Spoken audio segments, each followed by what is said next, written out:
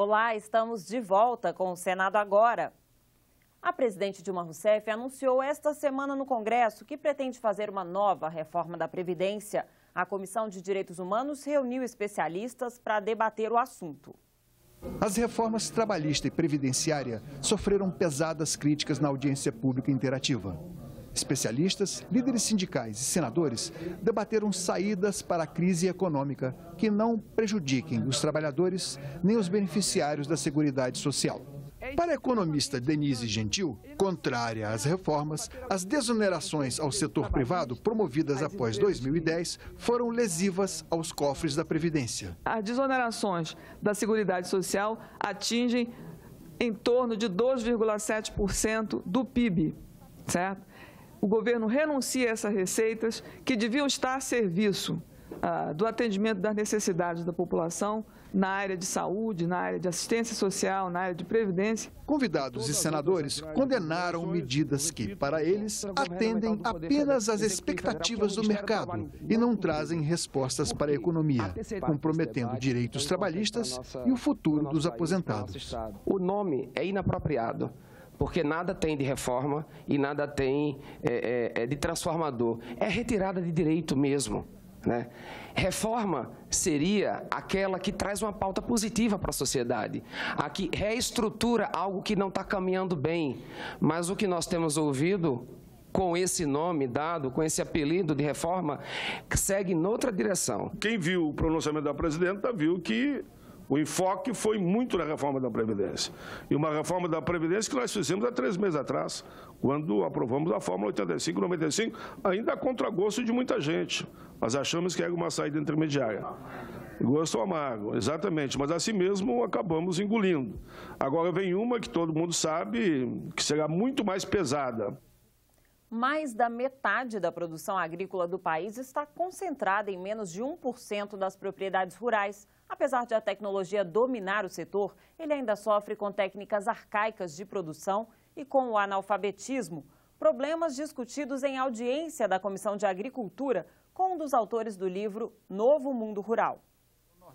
Segundo o sociólogo Zander Navarro, o meio rural brasileiro vem sofrendo uma revolução nos últimos 30 anos, cada vez mais baseada em investimentos privados. Entre o início da década de 1990 e os dias atuais, o governo federal diminuiu a quantidade de investimentos públicos no campo em cerca de 100 bilhões de reais. De acordo com Navarro, o que determina a produtividade no campo não é a posse da terra, mas o acesso a recursos financeiros e às inovações tecnológicas. E enquanto o meio rural se torna cada vez mais complexo, quase 1/3 dos proprietários rurais são analfabetos. Se eles não sabem ler, como vão lidar com essa complexidade crescente que marca o desenvolvimento da agropecuária? Na visão de Navarro, esta nova realidade vem expulsando do campo pequenos e médios produtores rurais e concentrando a renda na mão de poucos proprietários. Segundo o sociólogo, esta é uma realidade irreversível provocada pela forte concorrência internacional. Esse ambiente de produção, ele se tornou muito concorrencial, muito competitivo e, portanto, isso virou uma selva. E nessa selva sobrevive quem tem mais força. O pesquisador da Embrapa disse que o programa de distribuição de terras no país faliu e sugeriu a extinção pura e simples do INCRA, o Instituto Nacional de Colonização e Reforma Agrária. Ele criticou ainda a ausência no censo rural de dados relativos aos assentamentos rurais. Em 83,8 milhões de hectares. Essa é a agricultura brasileira, que não tem nada a ver com reforma agrária, que fez essa caminhada, que hoje exporta para o mundo, com alta tecnologia, etc. 83,8 milhões de hectares. Os assentamentos no Brasil, eles ocupam 88 milhões de hectares. E ninguém sabe qual é a produção dos assentamentos rurais. Ninguém.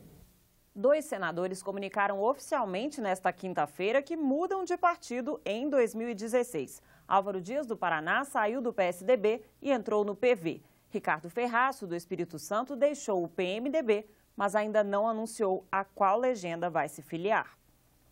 Já chegaram ao Legislativo os vetos da presidente Dilma Rousseff à lei que prevê a repatriação de dinheiro mantido por brasileiros no exterior. Os vetos trancam a pauta do Congresso a partir do dia 2 de março.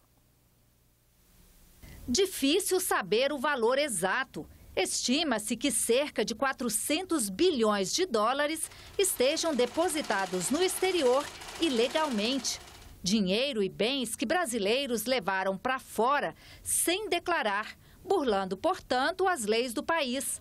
A partir de agora, com a sanção do projeto aprovado pelo Congresso, esse patrimônio poderá ser legalizado, desde que tenha origem lícita. Facultando o contribuinte a trazer esses recursos para o Brasil. Ele passa a ser recursos regulares que podem vir para o Brasil e continuar no exterior. As regras prevêem o pagamento de 15% de imposto de renda, mais 15% de multa, ou seja, 30% do valor a ser declarado. Quem normalizar a situação não precisará responder pelos crimes de evasão de divisas e sonegação fiscal. O texto foi aprovado com vetos a 12 dispositivos. Alguns deles já tinham sido acordados durante a tramitação do projeto aqui no Senado. Foram excluídos da lei, por exemplo, o parcelamento do valor da multa e do imposto, a regularização de bens como joias e obras de arte e ainda o retorno ao Brasil de recursos que estão no exterior em nome de terceiros, ou seja, de laranjas. A presidente Dilma também vetou a possibilidade de o dinheiro arrecadado com as multas ser repartido com estados e municípios, recurso extra que eles já contavam para enfrentar o momento de crise. Essa multa, que seria dividida inicialmente, como foi aprovado no Senado, não entrando, prejudica demais os municípios. Então, é a intenção da Confederação lutar para que esse veto seja derrubado no Congresso e que a multa seja, sim, distribuída como era o acordado inicialmente no Congresso. 4 de fevereiro, Dia Mundial do Câncer. Projetos no Senado podem ajudar a prevenir a doença que mata quase 8 milhões de pessoas por ano em todo o mundo.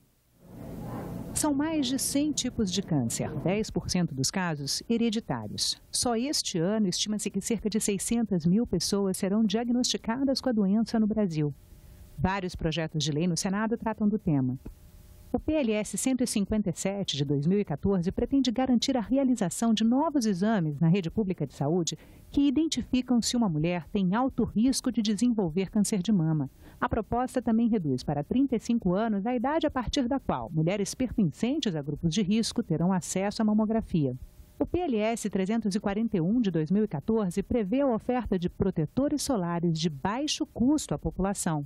E o PLS 60 de 2014 pode dispensar a exigência de pedido médico para exames de imagem rotineiros de rastreamento do câncer de mama.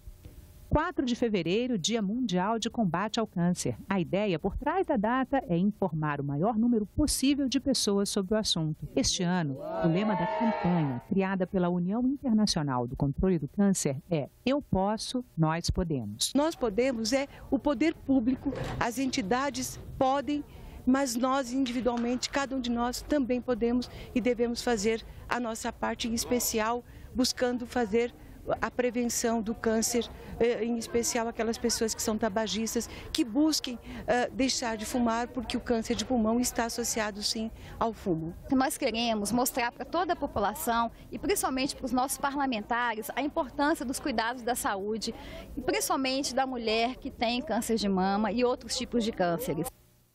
O Senado Agora fica por aqui. Voltamos a qualquer momento em nossa programação.